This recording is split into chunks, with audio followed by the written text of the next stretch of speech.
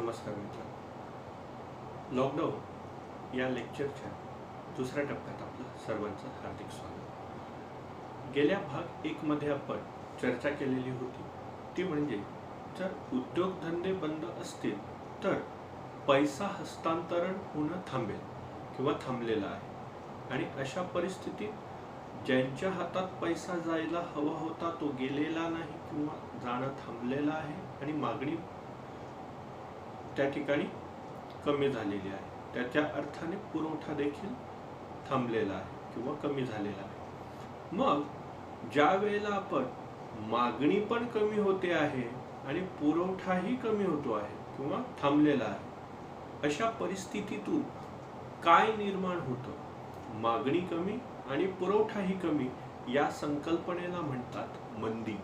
याला इंग्रजीमध्ये रिसेशन हा शब्द आहे, येते लक्षात। मग ज्या वेळेला आपण या मंदीचा विचार करतो त्यावेळेला मंदी येणार आहे, मंदी सगळ्यात जगावर तिचं सावट आहे, भारताला देखील तिचा सामना करावा लागेल। आता मंदी येणार आहे असं भाकीत केलेलं आहे किंवा असं सरकारचं हे अपयश आहे? अजिबात नाही।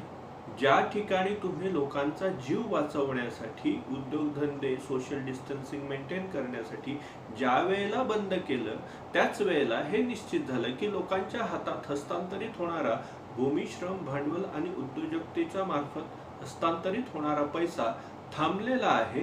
हा थांबलेला पैसा मागणी कमी करणार आहे आणि मागणी कमी म्हणजे उत्पादक कशाला जास्त उत्पादन करणार आहे आणि अचानक त्या ग्राहकाची खरेदी क्षमता जी 50-55 दिवस पूर्णपणे बंद राहिली अशा व्यक्तीची उत्पन्न क्षमता अचानक तर वाढणार नाही ना, येत्या लक्षात। आणि पर्यायाने ज्या ठिकाणी रोजगाराच्या संधी जास्त होत्या त्या आता टप्प्याटप्प्याने कमी होणार आहेत काही कालखंडासाठी।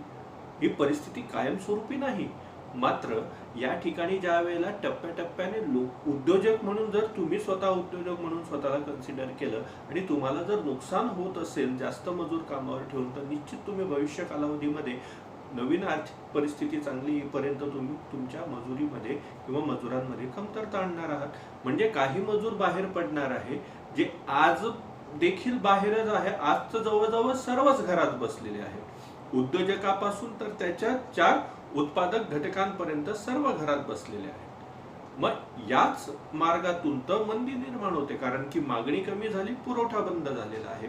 भविष्यातही तो पुरवठा टप्प्याटप्प्याने सुधारेल, त्याची परिस्थिती वाढेल किंवा त्याचं उत्पादन वाढेल। तो अचानक सडनली एका रात्रीमध्ये उत्पादन नाही वाढणार, येत्या लक्षात, कारण की अजूनही बरेच कालखंड आपल्याला नियमांचं पालन करावं लागणार आहे।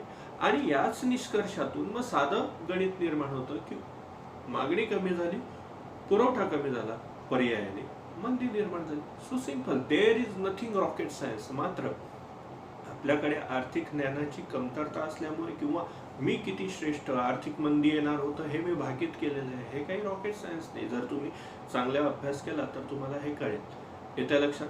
त्यानंतर सर्वात महत्त्वाचा मुद्दा, मागणी कमी झाली, पुरवठा कमी झाला, त्याचा पुढचा टप्पा काय असेल? तर मागणी कमी होऊन पुरवठा कमी झाला, मंदी निर्माण झाली। मंदी निर्माण झाली म्हणजे बाजारपेठेमधला पैसा कमी झाला। कोणती बाजारपेठ? तर तुमची आमची बाजारपेठ नाही, तर वित्तीय बाजारपेठ, फायनान्शियल मार्केट, येत्या लक्षात। आता या बाजारपेठेतला पैसा कमी का झाला? कारण बाजारपेठेमध्ये जर आर्थिक क्रियाच घडून आल्या नाही, लोकांच्या हातात पैसाच सर्क्युलेट झाला नाही, तर निश्चितच बाजारपेठेमधला पैसा कमी झाला, हे त्याचं द्योतक आहे, येते लक्षात। मग बाजारपेठेतला कोणत्याही देशातल्या बाजारपेठेतला पैसा कमी होणं, वित्तीय बाजारपेठेमधला फायनान्स मार्केटमधला पैसा कमी होणं हे खूप वाईट लक्षण मानलं जातं। फायनान्स हेल्थ खराब मानली जाते त्या संबंधित राष्ट्राची किंवा राज्याची, येते लक्षात। कारण जर उत्पादनच कमी घेतलं जात आहे, लोकांना कमी उत्पन्न मिळत आहे, उलट उत्पन्न मिळण्याची संसाधनं वाढण्यापेक्षा ती भविष्यात कमी होणार आहे, तर सरकारचा कर महसूल वाढेल का? मित्रांनो, एक साधा प्रश्न आहे, जर लोकांच्या हातात, उत्पादकाच्या हातात पैसाच नाहीये, उत्पादनाची साधनं कमी होत आहेत, रोजगाराची साधनं कमी होत आहेत, तर मला एक सांगा, सरकारला जो कर महसूल मिळत होता, लोकांनी वस्तू विकत घेतली तर सरकारला त्याच्यापैकी काही भाग कर म्हणून जातो. जर लोक वस्तूच विकत घेणार नाही तर कोणता कर सरकारकडे पोहोचणार आहे? नंबर क्रमांक जर उत्पादक स्वतःच उत्पादनच पहिल्यापेक्षा कमी घेतो आहे तर त्याला नफा पहिल्यापेक्षा जास्त मिळेल की कमी मिळेल? तर निश्चित कमी मिळेल. जर नफा कमी मिळाला तर याचं नफ्याचं प्रमाण कमी झाल्यामुळे त्याचं कराचं देण्याचं प्रमाणही क्रमाने कमीच होणार आहे. येतंय लक्षात? म्हणजे पर्यायाने ग्राहक कमी वस्तू विकत घेईल, सेवांचा उपभोग घेईल, सरकारचा महसूल कमी झाला. उत्पादक उत्पादन कमी घेणार, सरकारचा कर महसूल कमी झाला. येतंय लक्षात? आता सरकारला जर करच मिळाला नाही तर सरकार नवीन धोरणं राबवणार तरी कशी? हा सर्वात महत्वाचा. आता सरकारकडे जमापुंजी काही असेल, आंतरराष्ट्रीय पातळीवरून काही भांडवल उभारणी असेल. येतंय लक्षात?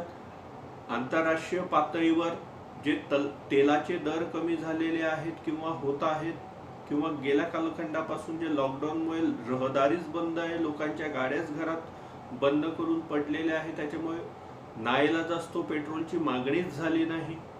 असा जर संचित पैसा कुठला असला आणि तो जर या ठिकाणी तुम्ही इम्प्लांट केला तर ती गोष्ट या वेगवेगळ्या टप्प्यांमधली असू शकते, त्याचा एक भाग म्हणून.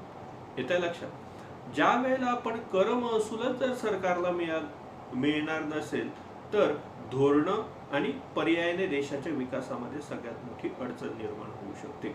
मग कर महसूल मिळत नाहीये म्हणून धोरणं कदाचित भविष्यातली थांबू शकतात, मात्र त्या अर्थव्यवस्थेतलं सर्क्युलेशन ऑफ मनी थांबणं कोणत्याही सरकारला परवडत नाही जास्त कालावधी करता. सर्क्युलेशन ऑफ मनी हा जास्त कालखंड करता कोणत्याही राष्ट्राला बंद ठेवता येत नाही. येत्या लक्षात? मग ते अमेरिका असेल किंवा तुमचं माझं भारत राष्ट्र असेल. येत्या लक्षात? आता बघा, पैसा हा उत्पादन क्षेत्रातून कोणाकडे जातो? उत्पादन क्षेत्राकडून जातो भूमी, श्रम, भांडवल आणि उद्योजकता यांच्याकडे. येत्या लक्षात? यांच्याकडे पैशाच्या माध्यमातून जातो.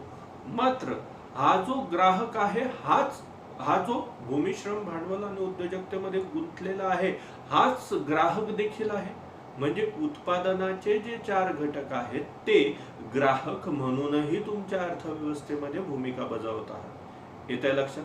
याचा अर्थ असा नाही की तुम्ही कम्प्युटर इंजिनियर आहात तर तुम्हाला मेकॅनिकलचं काहीच लागत नाही. तुम्ही मेकॅनिकल इंजिनियर आहात तर तुम्हाला फायनान्स इंडस्ट्रीतलं काहीच लागत नाही. तुम्ही इलेक्ट्रिकल डिपार्टमेंटचे आहात तर तुम्हाला सिव्हिल डिपार्टमेंटचं काही लागत नाही. असं काहीच नाही. प्रत्येक व्यक्ती जीवन जगत असताना त्याला सर्व गोष्टी, वस्तू आणि सेवांची आवश्यकता असते त्याचं आयुष्य व्यवस्थितपणे जगण्यासाठी. येतंय लक्षात? म्हणून प्रत्येक व्यक्ती हा उत्पादकही असतो, उत्पादनामध्ये 4 मॅन्युफॅक्चरिंग फॅक्टर्सचा भागही असतो आणि हाच व्यक्ती ग्राहकही असतो. त्याच देशाचा, त्या अर्थव्यवस्थेचा एक प्रमुख घटक असतो. मग बघा मित्रांनो, साध्या सोप्या भाषेमध्ये ग्राहक आणि उत्पादक ही एकाच नाण्याच्या 2 बाजू जर आपण कन्सिडर केल्या, उत्पादक म्हणून त्याच्याकडे पैसाच नाही आणि उत्पादक म्हणून पैसा नसल्यामुळे तो ग्राहक म्हणून मागणी निर्माण करू शकत नाही. मग अर्थव्यवस्थेचं पैशाचं चक्र सुरळीतपणे चालू ठेवण्यासाठी, कोणाच्या हातात पैसा सर्वप्रथम पोहोचणं गरजेचं आहे? तर ग्राहकाच्या हातात पैसा पोहोचणं गरजेचं आहे. मग हा ग्राहक उत्पादकही आहे आणि हा ग्राहक इतर वस्तूंची मागणी करणारा देखील. हा ग्राहक उत्पादन घेणाराही आहे आणि हा ग्राहक इतर वस्तूंची मागणी करणारा देखील आहे. येतंय लक्षात? मग या ग्राहकाचे आपण 2 भाग केले. एक उत्पादक म्हणून म्हणजे इंडस्ट्रियलिस्ट म्हणून किंवा उद्योगधंद्यांचा मालक म्हणून, आणि दुसरा एक वैयक्तिक देशाचा नागरिक म्हणून. आता नागरिक म्हणून त्याला वेगळ्या मदत पुरवाव्या लागतील पैशाच्या बाबतीमध्ये आणि उद्योगधंद्याच्या मालक म्हणून त्याला वेगळ्या मदत पुरवाव्या लागतील. कारण की ही जबाबदारी सर्वप्रथम कोणाची येते? या दोघही घटकांना, एक ग्राहक म्हणून आणि एक उद्योजक म्हणून त्याला मदत पुरवण्याची ही जबाबदारी येते सरकारची. मग सर्वप्रथम आपण विचार करूया ते म्हणजे वैयक्तिकरित्या ग्राहकाला मदत कशी पुरवली सरकारने? तर सरकारने प्रमुख ज्या व्यक्तीच्या गरजा आहे, अन्न, वस्त्र, निवारा, त्याच्या निवाराच्या बाबतीतल्या अडचणी सॉल्व्ह करण्याचा प्रयत्न केला या लॉकडाऊन आणि लॉकडाऊन नंतरच्या कालखंडासाठी, आणि त्याच्या अन्नाचा प्रश्न सॉल्व्ह केला. येतं लक्षात? विविध योजनांच्या माध्यमातून सर्व प्रकारच्या दारिद्र्य रेषेखालच्या किंवा कमी उत्पन्न असणाऱ्या गटांना कोणत्याही खूप सारे डॉक्युमेंटेशन शिवाय फक्त आधार क्रमांकावर आधारित असणाऱ्या व्यवस्थेतून त्यांनी धान्य वितरण केलेलं आहे किंवा ते सुरू असताना आपल्याला बघायला मिळतं. ज्यांची परिस्थिती अत्यंत हलाखीची आहे तशा लोकांना रोख रक्कम त्यांच्या बँक खात्यामध्ये प्रत्यक्ष वेगवेगळ्या योजनेमधून सरकारने स्वतःच्या खिशातून त्यांच्या खिशात टाकलेले आहे की जेणेकरून ते स्वतः त्यांच्या आयुष्यातला लागणार, कारण की सरकार धान्य देते, येत्या लक्षात, भाजीपाला नाही देते, येत्या लक्षात, तेल तूप वगैरे नाही देते, दूध अंडी वगैरे नाही देते, याच्याकरता रोख रक्कमच लागणार आहे. येत्या लक्षात? या रोख रकमेचा पुरवठाही करतंय, मूलभूत अन्नधान्याचा पुरवठाही करतंय, जेणेकरून या लॉकडाऊनच्या कालखंडामध्ये किंवा नंतरच्या कालखंडामधले त्यांचं जीवन सुकर होऊ शकेल. सुकर नाही म्हणता येणार त्याला, ते जीवन जगण्याच्या पटरीवर राहू शकते. येत्या लक्षात? कारण सर्वच व्यक्तींच्या गरजा या एकाच परिमाणात तोलणं आणि तेही 132 करोड लोकसंख्या असणाऱ्या सर्व जाती, धर्म, पंथ वगैरे सारख्या देशाला, अवाढव्य देशाच्या मागण्या एकाच पारड्यात तोलणं हे काही शक्य नाही. मात्र सरकार त्या पद्धतीने प्रयत्न तर मात्र निश्चित करू शकते. मग सरकारचा हा ग्राहकाच्या दृष्टिकोनातून जो अन्नाचा विचार झाला, त्याच्यानंतर उज्ज्वला योजनेद्वारे त्यांनी मोफत गॅस सिलेंडरचा पुरवठा केलेला आहे. येत्या लक्षात? रोख रकमेचं हे वैयक्तिक.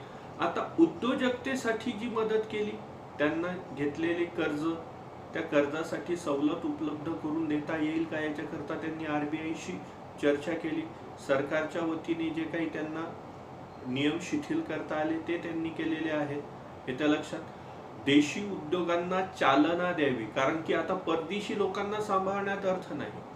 तुमच्या देशातल्या लोकल उद्योगांना तुम्हाला टिकवावं लागेल, त्यांना वाचवावं लागेल. येत्या लक्षात? मग यांना फायनान्शियल पॅकेजेस वेगवेगळे जाहीर करण्याचा धडाका सरकारने लावला सुरुवातीच्या कालखंडामध्ये की ठीक आहे अशा पद्धतीने.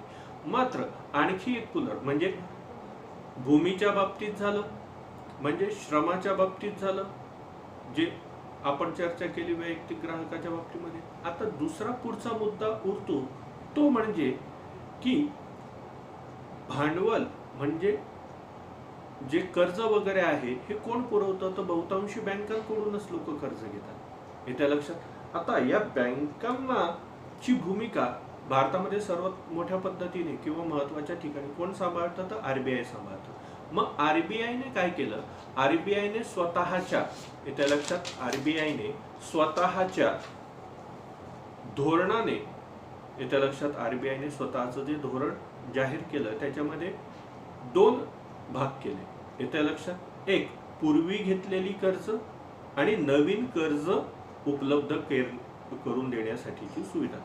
RBIने स्वतःच्या धोरणामध्ये 2 भाग केले. एक, पूर्वी घेतलेली कर्ज, येत्या लक्षात, आणि नवीन कर्ज घेण्यासाठी प्रोत्साहित करण्यासाठीचे प्रयत्न. मग पूर्वी जी कर्ज घेतलेली होती त्यांचे हप्ते 3 महिन्यासाठी डिटेंड करण्यात आले, त्यांना स्टॉप करण्यात आलं. स्टॉप म्हणजे ती रद्द नाही केली, ती भविष्यात ते टप्प्याटप्प्याने वसूल करतील ज्या वेळेला परिस्थिती सुधारत जाईल त्यावेळेला. आणि दुसरा भाग केला, नवीन कर्ज जर पैसाच नाही, जुने EMI फेडायला पैसा नाहीये आणि नवीन उद्योग परत रिस्टार्ट करण्यासाठी, इनोव्हेट करण्यासाठी काही खर्च लागणार आहे आणि पूर्वीच्याच दराने जर कर्ज मिळायला लागलं तर कोणताच उद्योग कर्ज घेणार नाही. येत्या लक्षात? आणि पर्यायाने सर्व आर्थिक गणित देशाचं कोलमडेल. येत्या लक्षात? म्हणून या पद्धतीतून मार्ग काढण्यासाठी नवीन कर्ज देखील कमी दराने उपलब्ध होईल अशा पद्धतीने, म्हणजे जुन्या कर्जांसाठीही सवलती दिल्या, नवीन कर्जांसाठीही सवलती दिल्या, अशा दुहेरी हेतूने RBIने स्वतःची मॉनिटरी पॉलिसी, स्वतःचं मौद्रिक धोरण जाहीर केलेले आहे. सरकारचे धोरण जाहीर करतं त्याला राजकोषीय धोरण म्हणतात, फिस्कल पॉलिसी म्हणतात, आणि RBI जे जाहीर करतं मॉनिटरी पॉलिसी म्हणतात, त्याला मौद्रिक धोरण असं म्हणतात. येत्या लक्षात. आता याच्या पुढच्या टप्प्यामध्ये श्रम हा जो घटक आहे म्हणजे लेबर.